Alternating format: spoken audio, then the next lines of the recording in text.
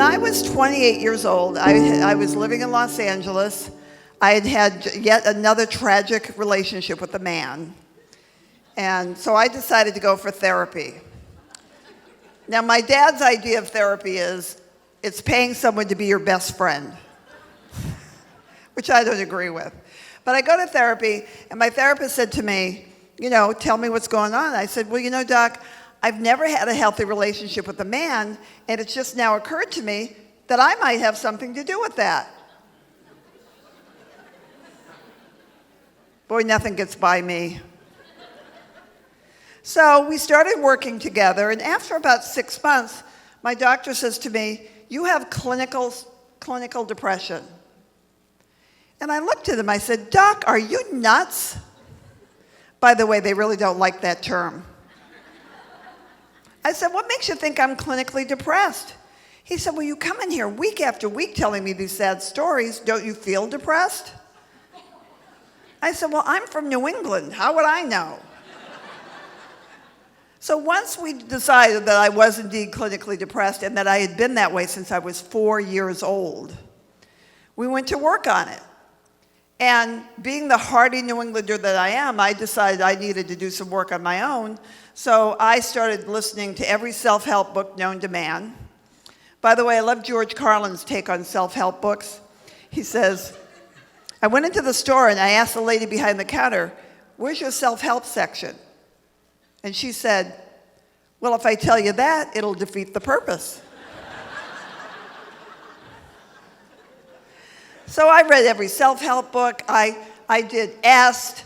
I walked across hot coals barefoot with Tony Robbins, that big gigantic guy on TV. I say I walked across with Tony. Basically, he stood on the sideline saying, go, Silver, go.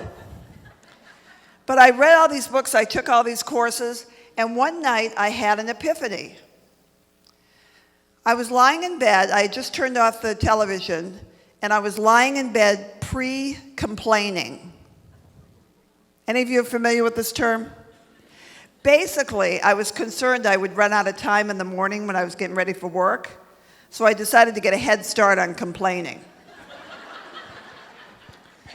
And I was lying in bed thinking, I have to go to work in the morning, and those people are going to be there.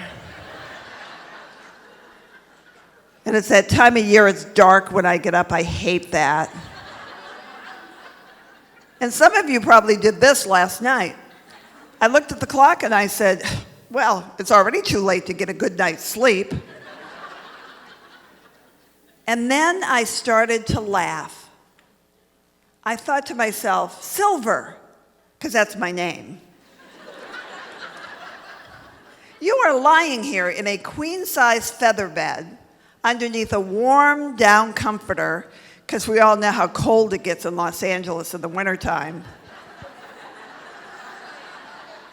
You have just turned off 24-hour entertainment with your remote control. I mean, heaven forbid I should have to get up. You have food in the refrigerator. You have gasoline in the car in the driveway. In any third world country, Missy, you would be the empress. Which I got to tell you, I really like the idea of. And that's when I started to get grateful. Now, I don't know if you've ever had an epiphany, but you go a little bit crazy at first. So the next morning, I wake up before the alarm even goes off, and I bound out of bed and I say, oh, it's morning. I love morning. Thank you for mornings. And I go running into the bathroom and I get in the shower and I'm like, thank you for the shower. This is the best shower I've ever had in my life. And I dry off with a towel. Thank you for this fluffy towel. I stumble over to the mirror and I look in the mirror and I said, thank you for makeup.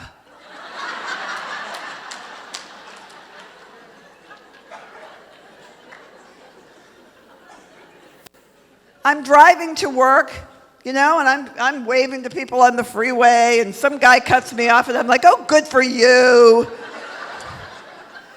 I go to work, I burst through the doors of my newfound enthusiasm, and I said, good morning.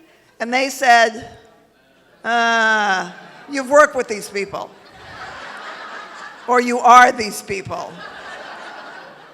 You ever notice you never need an excuse to be in a bad mood at work? Never do. But you come in a good mood, they want to know one of three things. Did you win the lottery and you're quitting? I want whatever drug you're on. Or my personal favorite, did you get lucky last night?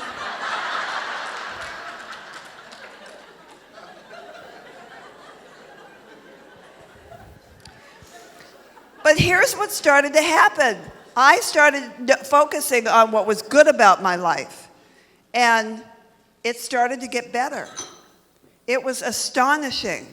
It was like everything that I had always wanted that I thought would help get me out of my depression showed up now, and I'm like, well, where were you when I needed you? Now that you're here, I'm already happy. But that's the whole point. If you focus on what's good about your life, what you like about your life, more of that will come to you.